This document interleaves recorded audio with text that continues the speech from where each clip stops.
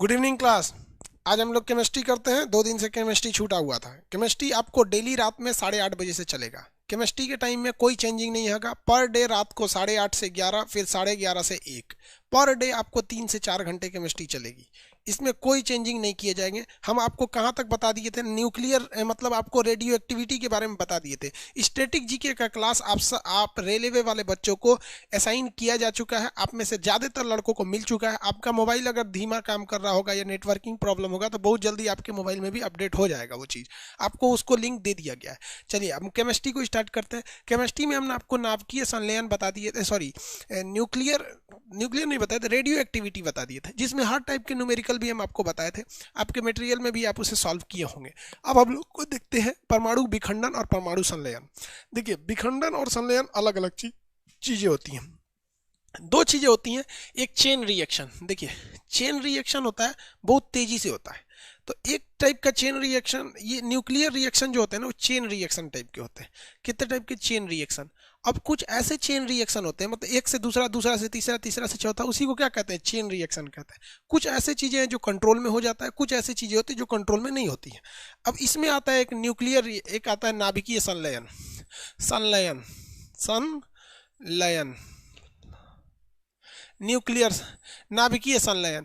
नाभिकीय संलयन में क्या होता है? एक छोटा सा नाभिक 2 बड़े नाभिक का निर्माण कर देता है। एक छोटा नाभिक 2 बड़े नाभिक का निर्माण कर देता है, जिसे हम लोग फ्यूजन कहते हैं। नाभिकीय संलयन या फ्यूजन के नाम से जाना जाता है। ऑनलाइन, हाँ भाई, पढ़ाते रहेंगे।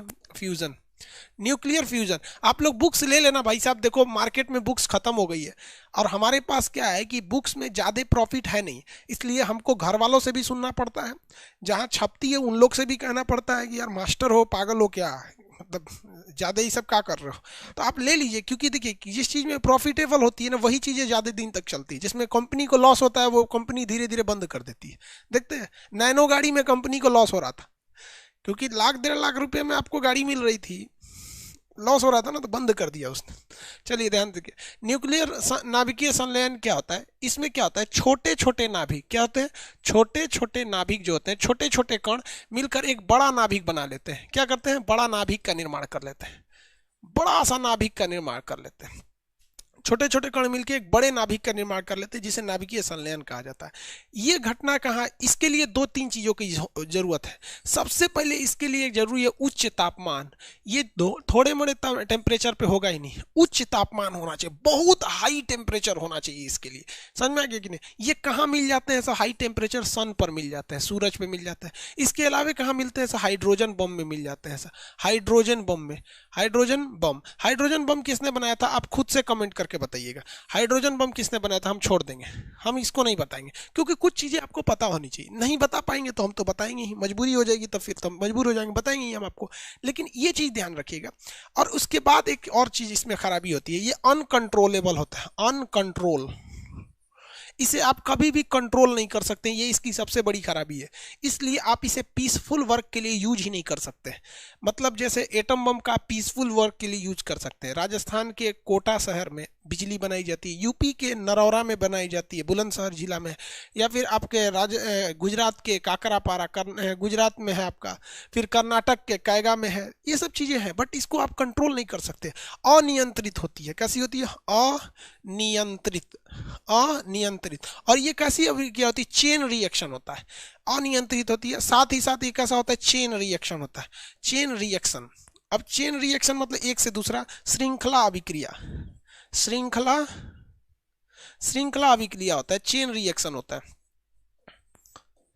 याद रखिएगा, ये हमेशा चेन रिएक्शन होता है। आप कभी भी न्यूक्लियर फ्यूजन का यूज आप अच्छे काम के लिए नहीं कर सकते। ये हाइड्रोजन बम भड़का दीजिए, किसने खोज किया था भैया? टेलर ने। Very good. आधे लड़के ही जवाब देते हैं, अच्छा नहीं लगता है बहुत से लड़कों को जवाब। ये तो नॉर्मल चीज़ है ना यार, ये सब टीचर पढ़ाएगा आपको, ये सब चीज़ें आपको पता होनी चाहिए। एटम बम का खोज किसने किया था? Auto horn. ये कौन हो गए? टेलर ने कर दिया। तो ये जॉन टेलर ने इनका खोज कर दिया था, एटम हाइड्रोजन बम का। हाइड्रोजन बम जो होता है ना, ये शक्तिशाली होता है। देखिए, अब बात करते हैं हम हाइड्रोजन बम की। किसकी? Hydrogen bomb. इसकी एक खासियत क्या होती है? हाइड्रोजन बम, हाइड्रोजन बम, इसमें देखिए ध्यान से, इसके पास शक्तिशाली होता है, ये बहुत पावरफुल होता है, शक्तिशाली होता है। शक्ति इसके पास क्या होती है, बहुत ज्यादा, लेकिन ये घातक नहीं होता है, घातक नहीं होता ये, शक्तिशाली बहुत होता है, घातक नहीं होता है। जैसे देखिए सांप क्या है, सांप घातक है, सांप के पास पावर ज्यादा नहीं है, लेकिन हाथी क्या है, पावरफुल है। हाथी के पास पावर है, लेकिन हाथी खतरनाक नहीं होती। आपको दिखता है हाथी पागल हुई है भाग जाओ यहाँ पे, मतलब समझिए जब तक पागल नहीं, हाथी के पास जहर वगैरह नहीं होता है। तो एटम बम आप देखिए, हाइड्रोजन बम जो होता है उसके पास पावर ज्यादा होता है, सोचा पूरा जमीन हिला देता है, लेकिन उसके पास उतना खतरनाक नहीं होता है। इसलिए भारत जो है समझदारी दिखाते हुए केवल और केवल एटम बम रखा है, हाइड्रोजन बम नहीं रखा है। क्योंकि हम क्या करेंगे ऐसे बम का जो खतरनाक ही ना हो। बम हम शक्ति प्रदर्शन के लिए नहीं यूज करते, बम का प्रयोग हम इसलिए करते हैं ताकि वो घातक हो सके। इसलिए भारत समझदारी दिखाते हुए हाइड्रोजन बम का इस्तेमाल नहीं करता है, ना ही हमने उसे बनाया है। किसी को कोई दिक्कत है? हाँ भाई वो, हाँ ऑटो हॉर्न।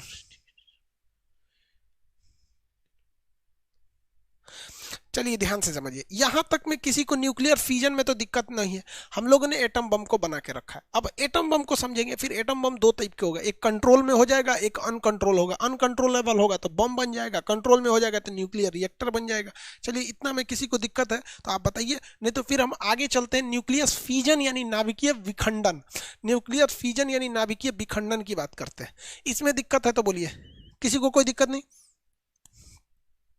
एक एनटीपीसी टॉनिक बैच दे दीजिए। हाँ बाबू जरूर दे देंगे, लेकिन जानते हो यार हमारा बीएसएनएल वाले हरामियों ने ना मेरा जीना हराम कर दिया है। दिन भर में 4 बार इनका नेट कट जाता है, बोलो तो फोन नहीं उठाते हैं, ये नहीं करते। अब मजबूरी ऐसी फंसी है कि अगर हम यहाँ से सेटअप उठा के लेके जाते हैं पटना में तो उसमें कम से कम 2-3 दिन बर्बाद हो जाएगा, फिर थोड़ा टाइम लग जाता है ना। आप सोचो यार, आप समझ रहे हो मजबूरी यार। हम 2 बजे, आप बताइए, आप रजाई में घुस के पढ़ रहे हैं, हम खड़ा होकर पढ़ाएंगे रात 1 बजे तक, मजबूर हो है थोड़ा सा हम, बस आपका खत्म हो जाए सिलेबस। अभी आप लोग को भी लगता होगा कि नहीं सर सिलेबस तो खत्म हो जाएगा। स्टैटिक जीके का आपको लिंक भी है, मतलब ऐड हो चुके हैं।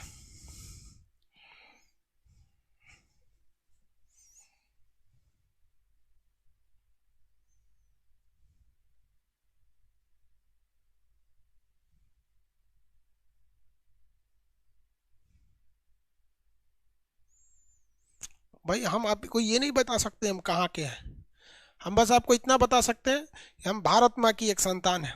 और मेरा सपना पैसा नहीं है, हमारा ये सपना है कि भारतीयों को कभी विदेश में जब जाना पड़े तो हाई प्रोफाइल नौकरी के लिए जाए, इंजीनियर बन के जाए, डॉक्टर बन के जाए, बहुत अच्छे जाए और बहुत खुशहाल रहे। ऐसा ना देखा जाए विदेश वालों को कि भारत को गरीब, अनपढ़, अशिक्षित देखा जाए।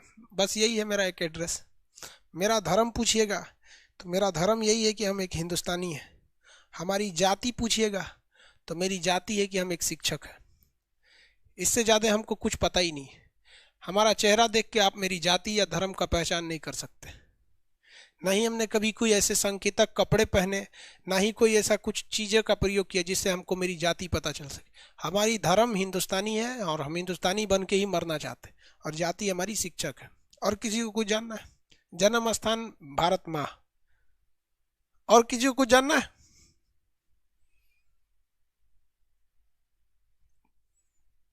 नहीं जानना है? चलिए,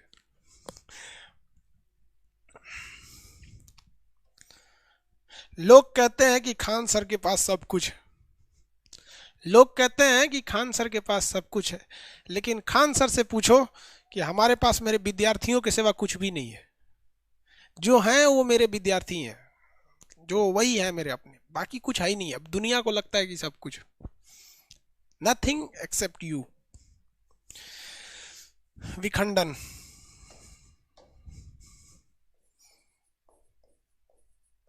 नाभिकीय विखंडन। आप न्यूक्लियस जोड़ दीजिएगा, आपके नाभिकीय आगे जोड़ लीजिएगा। जरा पूछ रहा बीबी का नाम क्या, बी आप भैले ना इनका बीबी बताओ। विखंडन, नाभिकीय विखंडन, इसे क्या कहते हैं? Nuclear fusion. सीबीएसई वाले याद रखिएगा, इसे फ्यूजन कहते हैं, उसे फ्यूजन कहते हैं। थोड़ा इसमें कंफ्यूजन हो जाता है। इसमें ध्यान दीजिएगा, एक चीज होती है उसकी उल्टी होती है। एक कोई बड़ा सा नाभिक होता है, बड़ा नाभिक, बड़ा नाभिक छोटे छोटे टुकड़ों में बन जाता है, छोटा छोटा टुकड़ा में बन जाता है, छोटा छोटा छोटा छोटा छोटा टुकड़ों में बच जाता है। इसे कहते हैं नाभिकीय विखंडन। अब आप इसको तुलना कर सकते हैं पुराने वाले की तरफ। इसके लिए क्या चाहिए, ज्यादा उच्च तापमान की जरूरत नहीं है, कुछ भी नहीं है इसके लिए। देखिए ध्यान से, इसका यूज दो तरह से हो सकता है। एक, इसको हम लोग कंट्रोल भी कर सकते हैं और अनकंट्रोल भी हो सकता है। देखिए ये अनकंट्रोल भी हो सकता है, अनकंट्रोल, इसमें तो भैया चेन रिएक्शन होगा ही। कैसा होगा, चेन रिएक्शन। दोनों में कैसे रिएक्शन होता है, चेन रिएक्शन होता है, यानी श्रृंखला अभिक्रिया, एक से दूसरी रिलेटेड रहती है, श्रृंखला अभिक्रिया, श्रृंखला अभिक्रिया, श्रृंखला अभिक्रिया यानी चेन रिएक्शन होता है। ये कंट्रोल भी हो सकता है और अनकंट्रोल भी हो सकता है, अनकंट्रोल, अनकंट्रोल यानी अनियंत्रित, अनियंत्रित, अनियंत्रित भी हो सकता है। जब ये कंट्रोल के बाहर हो जाता है तो इसे एटम बम कहते हैं। जब ये कंट्रोल के बाहर हो जाता है तो इसे क्या कहते हैं, एटम बम कहते हैं, परमाणु बम कहते हैं। एटम बम यानी परमाणु बम के नाम से जाना जाता है। कब जाना जाता है, जब ये कंट्रोल के बाहर हो जाता है तब, अदरवाइज इसको कंट्रोल के अंदर भी किया जा सकता है। एटम बम के नाम से जानते हैं। एटम बम जो होता है ये शक्तिशाली नहीं होता है। एटम बम जो होती है इसकी शक्ति कम होती है, एटम बम की शक्ति कम होती है, लेकिन ये ससुरा घातक ज्यादा होता है, ये घातक ज्यादा होता है। बहुत से लोगों को लगता है कि एटम बम क्या है, भैया रियलिटी में एटम बम एक प्रदूषण का नाम है। Atom bomb is not a bomb, it is a kind of electromagnetic and उसको क्या कहते हैं, रेडिएशन। रेडिएशन एक तरह का प्रदूषण है जो आपको दिखता ही नहीं। जैसे हम कहते हैं ना दिल्ली की हवा में प्रदूषण है, आप सांस लेंगे दिल्ली की हवा में जल्दी बीमार पड़ जाते हैं वहाँ पे। तो एटम बम एक तरह का प्रदूषण है। होता क्या है कि जब आप किसी एरिया में परमाणु बम फेंकते हैं, किसी भी एरिया में, जैसे मान के चलिए ये एक बोर्ड है, इस एरिया में यहाँ पे एटम बम पटक दिया गया, तो हो सकता है ये 2-4 किलोमीटर की एरिया डिस्टर्ब हो जाए। ये 10 किलोमीटर की एरिया को डिस्टर्ब कर सकता है। 10 किलोमीटर भी नहीं करता है सचरा, 5 किलोमीटर, ज़्यादा दूर डिस्टर्ब नहीं करता है, 5 किलोमीटर की एरिया को डिस्टर्ब कर देता है फर्स्ट डे। अब यहां से इसकी मेन तबाही नहीं चालू होती है। एटम बम जब मारा जाता है तो मरने का असली सिलसिला चालू होता है दूसरा या तीसरा चौथा 5वां दिन से चालू होता है। कैसे, देखिए जब ये एटम बम को फेंकिएगा तो इसमें से रेडिएशन निकलता है। क्या निकलता है, रेडिएशन। अब ये रेडिएशन कई टाइप के होते हैं, ये कई टाइप के रेडिएशन निकलते हैं इसमें। इस रेडिएशन में सबसे खतरनाक होता है आपका कौन सा किरण, गामा रेज। क्या होता है, gamma rays. Gamma rays, gamma rays इतनी खतरनाक होती है कि किसी भी चीज को जला देती है। और इस गामा रेज के पीछे आ रही होती है, जस्ट इसके पीछे निकली रही होती है आपकी एक्स रे। ये एक्स रे निकलती है, इसके पीछे से क्या निकलती है, एक्स रे। तो एक गामा रेज हो गया, एक एक्स रे निकल गया, एक्सरे हो जाता है। ये इतना ज्यादा हीट कर दे, देखिए ये किसी भी चीज को छेद देती है। ये क्या करती है, छेद देती है। ये दोनों किरण क्या करती है, छेद देती है। इसके पीछे आ रहा होता है शॉक वेव। शॉक वेव ये किसी भी चीज की इमारतों को गिरा देती हैं, ब्लास्ट करके गिरा देती हैं। शॉक वेव हम आपको फिजिक्स में पढ़ा है, सुपरसोनिक बूम होता है तो शॉक वेव से किसी चीज को गिराया जा सकता है। तो एटम बम जो होता है वो यार एक प्रदूषण है। हम लोग को लगता था जिस तरह से फिल्मों में ऐसे बम मारता है तो कुछ दूर आग लग जाता है, वैसे पूरे शहर में आग लग जाता है, कुछ नहीं होता ऐसे। सुनिए अब देखिए क्या होता है कि जब ये दोनों किरणें, गामा किरण मिलती है ना, टेम्परेचर को कर देती है 300 डिग्री सेल्सियस। अब एक बात बताओ भैया, 300 डिग्री सेल्सियस में कौन जिंदा बचेगा, कोई बचेगा जिंदा, कोई नहीं बचता है यार। 100 डिग्री सेल्सियस पे पानी खौलता है, किसी पे एक खौलता पानी फेंक दीजिए ना, सोच रहा का चमड़ा छिला जाएगा। 300 डिग्री सेल्सियस मार दिया, इससे बच जाइएगा। मान के चलिए 300 डिग्री सेल्सियस बच गए, किसी चीज के पीछे छुप गए, कोई बात नहीं, छुप जाइए छुप जाइए। गामा रे जाएगा, ये तो आपको दिखेगा भी नहीं, कहाँ है, छेदा के चल जाएंगे। एक्सरे आएगा, क्या आएगा, एक्सरे आएगा, आपका गले का सब छेद छाद देगा, मानसून 200 रोंडजन पे एक्सरे निकलता है। शॉक वेव आपकी बिल्डिंग गिरा देगा, पेड़ गिरा देगा, ब्रिज गिरा देगा, ये सब तबाही मचा देगा एटम बम से। समझ में आ गया कि नहीं आ गया, किसी को दिक्कत। मान के चलिए यहाँ एटम बम का हमला हुआ है, कोई यहाँ से 20 किलोमीटर है, इसको कुछ नहीं होगा, इसको कुछ नहीं होगा, इसके पास ये रेडिएशन पहुंचेगा, इसलिए इसे पोटेशियम आयोडाइड की गोली खा देनी चाहिए। किस चीज़ की गोली खिला दीजिएगा, पोटेशियम आयोडाइड की गोली। पोटेशियम आयोडाइड की गोली खिला दीजिए। और ऐसे आदमी को करना चाहिए अपने कमरे को अच्छे से बंद कर ले, 3-4 ठो रजाई कंबल उसके अंदर घुस जाए, सांस ओस बाहर ना निकले 3-4 दिन तक। क्योंकि जहां भी एटॉमिक रिएक्टर में ब्लास्ट या कुछ भी ऐसी घटना होती है, रेस्क्यू टीम आती है पूरी तरह से पीपीई किट टाइप का पहन कर, वो आपको बचाने आएगी। किसी भी खाने पीने चीज को मत खाइए, क्योंकि अगर ये एटम बम फटता है तो आप समझिए 100 किलोमीटर 30-40 किलोमीटर के एरिया में खाने की चीज़ें रेडिएशन का शिकार हो जाती हैं, खाएंगे तो मर जाएंगे क्योंकि उसमें ये सारे रेडिएशन चले गए रहते हैं। जानवर, मीट, मांस, जंगल, पेड़ पौधे, हर एक चीज़ रेडिएटेड हो जाती है। इवन कि वो बिल्डिंग भी अब नहीं रह सकते हैं। तो इस एरिया में ये टेम्पोररी परमानेंटली तबाही ला देती है। इसी वजह से एटम बम को क्या कहा जाता है? घातक कहा जाता है। समझ में आ गया कि नहीं आ गया? किसी को कोई दिक्कत? आगे बढ़े।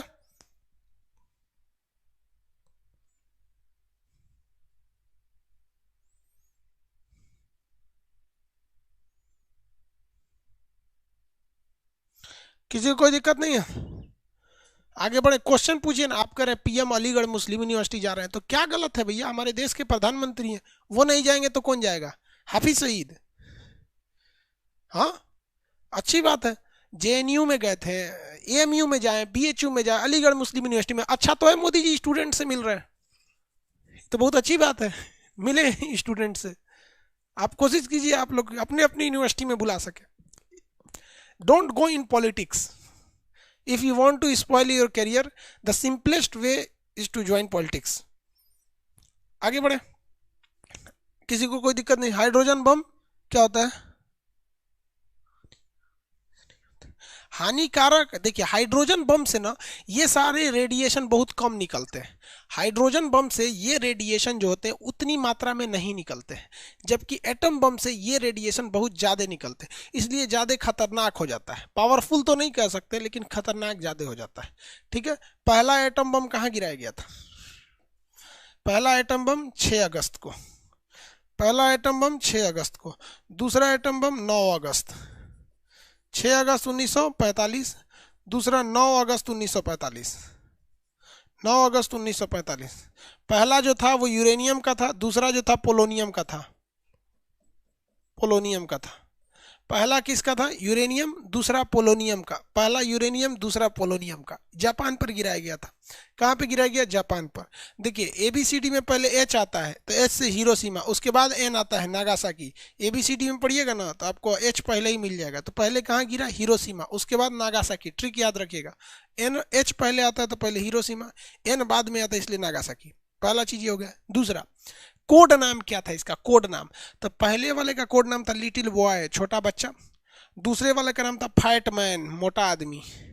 तो लिटिल बॉय और फैट मैन, लिटिल बॉय और फैट मैन, लिटिल बॉय और फैट मैन। तो आप ट्रिक एकदम इजीली याद रखेंगे। पहला ट्रिक लिटिल बॉय, छोटा बच्चा, गिर गया फैट मैन, हो गया। वो यूरेनियम का था, ये पोलोनियम का था। यूरेनियम और पोलोनियम। आगे बढ़ जाए, किसी को दिक्कत तो नहीं है? बोलिए। 6 अगस्त और 9 अगस्त कहाँ पे गिरा? नागासाकी में। कहाँ पे गिरा? नागासाकी में।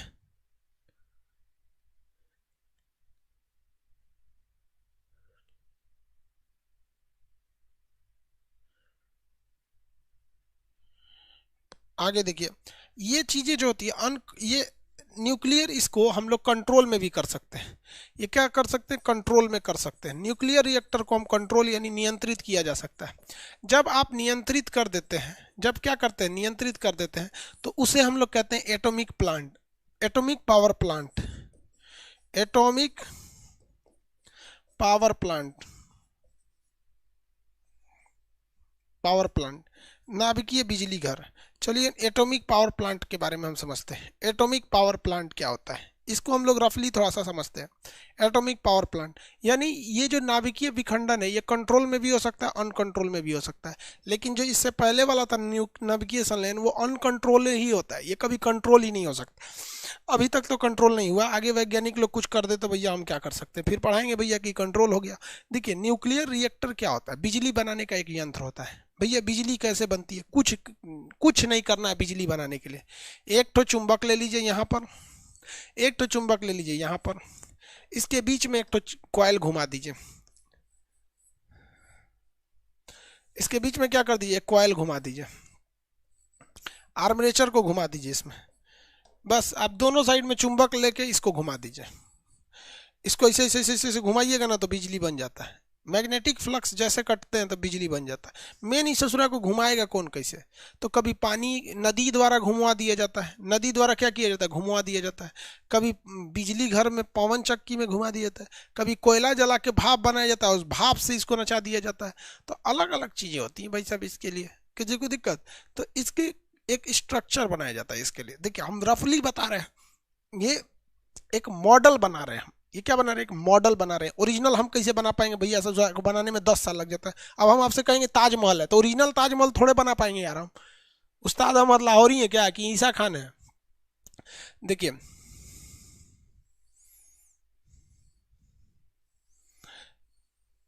एक बड़ा सा डोम सर्किट बनाया जाता है।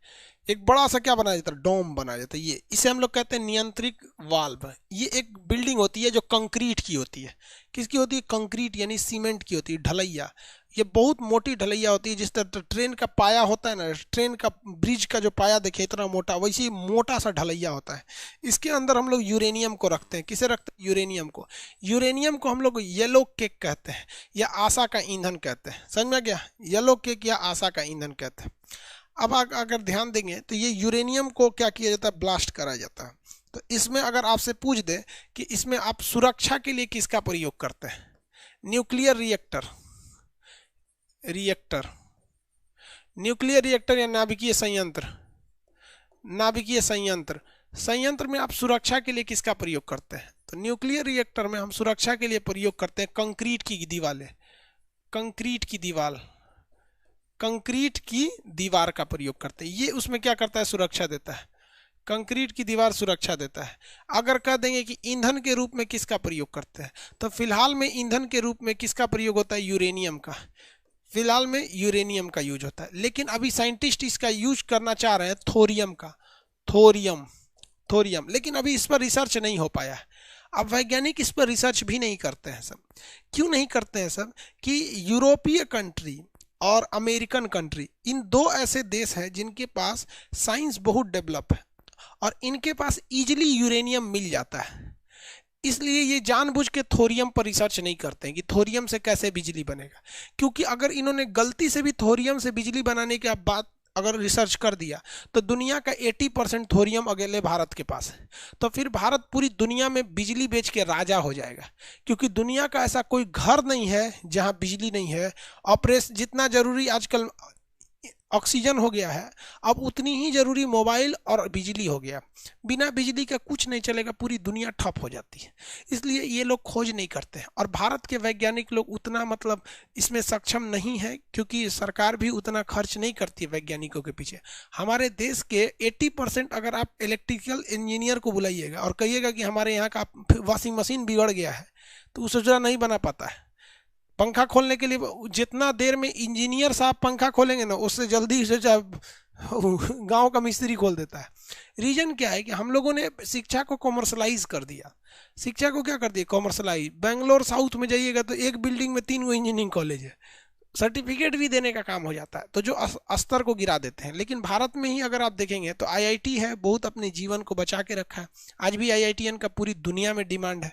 आप देख सकते हैं हमारे देश के जो सीईओ होते हैं सब, तो भारत के सीईओ ज़्यादा अच्छे होते हैं। पाकिस्तान के सीईओ भी होते हैं सब, पाकिस्तानी सीईओ भी अच्छे होते हैं सब, वो सब भी कमांड करता है सब, वो और खतरनाक होता है सब पाकिस्तानी सीईओ। जैसे गूगल का सीईओ भारत से जाएगा, माइक्रोसॉफ्ट का सीईओ भारत से जाएगा, यूट्यूब का भी भारत से चला जाएगा। ये सब बड़े बड़े कंपनियों में भारत से सीईओ जाते हैं। पाकिस्तान से भी सीईओ जाते हैं सब। अलकायदा का सीईओ पाकिस्तान, तालिबान का पाकिस्तान, लश्कर तैयबा पाकिस्तान। तो दोनों देश जो हैं अपने अपने सीईओ, चीफ एग्जीक्यूटिव ऑफिसर पूरी दुनिया में देते हैं और इनके सीईओ पूरी दुनिया में अपना तहलका मचा के रखे। अलग बात है कि दोनों का फील्ड अलग अलग है। तो ईंधन हो गया। हम लोग थोरियम का यूज अभी नहीं कर पाते हैं, फ्यूचर में इसका यूज होगा। अब इसमें क्या किया जाएगा भैया? न्यूक्लियर विखंडन कराया जाएगा, नाभिकीय क्या कराया जाएगा? विखंडन कराया जाएगा। तो इसमें से क्या निकलते हैं? न्यूट्रॉन निकलते हैं। लेकिन ये न्यूट्रॉन जो होते हैं ससुरा बड़ी ज़्यादा संख्या में निकल जाते हैं। समस्या क्या है? न्यूट्रॉनों की संख्या, न्यूट्रॉनों की क्या होती है? संख्या ज़्यादा हो जाती है। ये संख्या ज़्यादा हो जाएगी ना, इसे थोड़ा दिवालवा फोड़ के निकल जाएगा।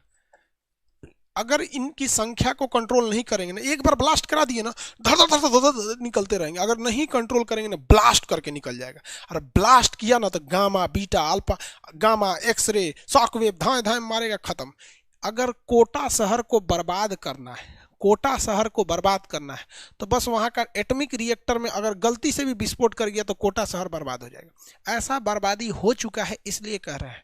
चेर्नोबिल परमाणु दुर्घटना हुआ था 1986 में यूक्रेन में। पूरा शहर, जो उस शहर का नाम उस समय प्रीपेट था, वहाँ एक शहर बसाया गया था जिसका नाम था प्रीपेट शहर। प्रीपेट शहर के लिए बिजली आनी थी चेर्नोबिल से। प्रीपेट शहर आज भी उस शहर में कोई नहीं रहता है, भूतिया शहर हो चुका है। वहाँ पर हर चीज़ें क्या हो चुकी हैं, मतलब रेडिएटेड हो चुकी है। तो इसको कंट्रोल करना बहुत ज़्यादा जरूरी है। तो कंट्रोलिंग के लिए, नियंत्रण के लिए जरूरी होता है नियंत्रण। नियंत्रक के लिए किसका प्रयोग करते हैं? तो कैडमियम या बोरान का प्रयोग करते हैं। कैडमियम या बोरान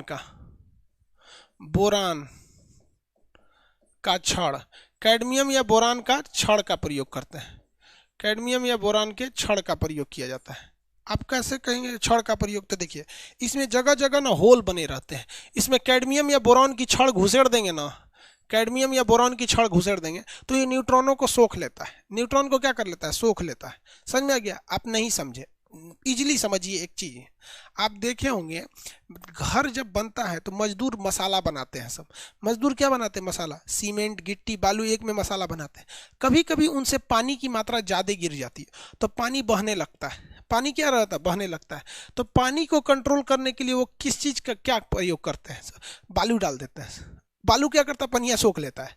बस न्यूट्रॉन को कंट्रोल करने के लिए, किसको कंट्रोल करने के लिए? न्यूट्रॉन की बढ़ती मात्रा को कंट्रोल करने के लिए हम कैडमियम या बोरान की छड़ का प्रयोग करते हैं। वो ऑटोमेटिक होती है, छड़ को बीच में डाल दिया जाता है। जैसे डाल देंगे छड़ को बीच में, वो न्यूट्रॉन की एक्स्ट्रा मात्रा को सोख लेगा। जितने ज़्यादा डाल देंगे उतना सोख लेगा। खूब ज़्यादा डाल देंगे सब सोख लेगा, न्यूक्लियर रिएक्टर बंद हो जाएगा।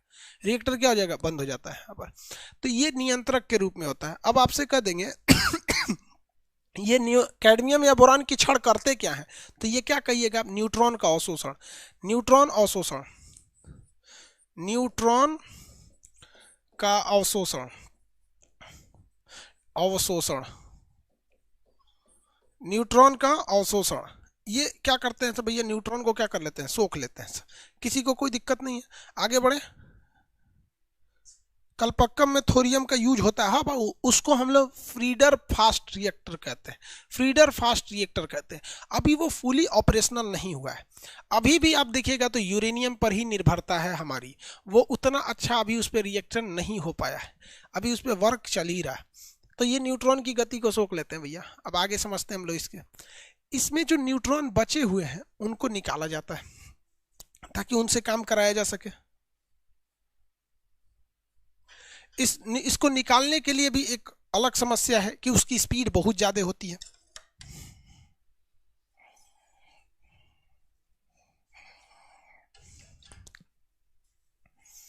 क्या हो गई भैया? समस्या ज्यादा हो गई है। इसको क्या करना है भैया? इसको जब जो न्यूट्रॉन बच गए इसकी स्पीड को कम करना है। अब क्या करना है भैया? स्पीड को कम करना। हम एक मॉडल टाइप का बना देते हैं आपके पास। यहाँ से जब इलेक्ट्रॉन निकालना है न्यूट्रॉन को, तो यहाँ एक समस्या आती है स्पीड की। समस्या किसकी आती है? स्पीड की।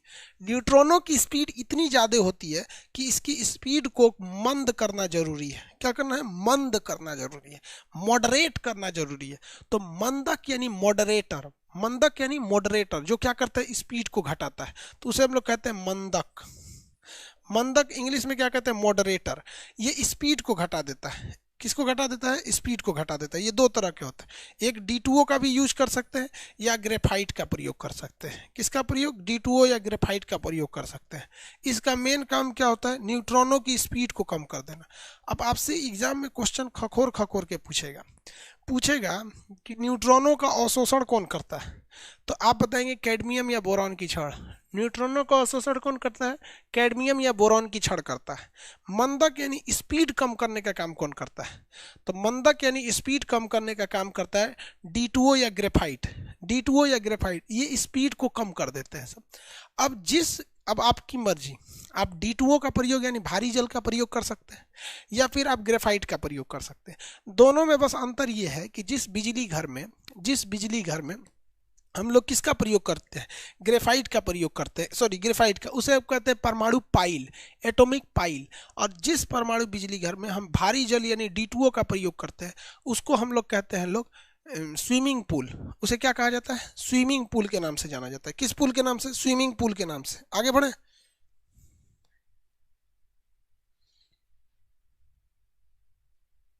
आगे बढ़े। यूरेनियम जादू झारखंड के जादूगोड़ा के खान से निकलती है। वो हमारे लिए पर्याप्त मात्रा नहीं है। जादूगोड़ा के खान से निकलने वाला यूरेनियम से हम ज़्यादा यूज उसको नहीं कर सकते, वो हाई क्वालिटी का नहीं होता है। ठीक है, अब यहाँ ध्यान दीजिए। ये कह रहा है कि सर दिखता नहीं है तो कम कैसे करते हैं? भैया आपको नहीं ना दिखता है, मशीन को दिखता है, इसलिए मशीन कम ज़्यादा कर सकती है। अब इसके बाद इसे कहाँ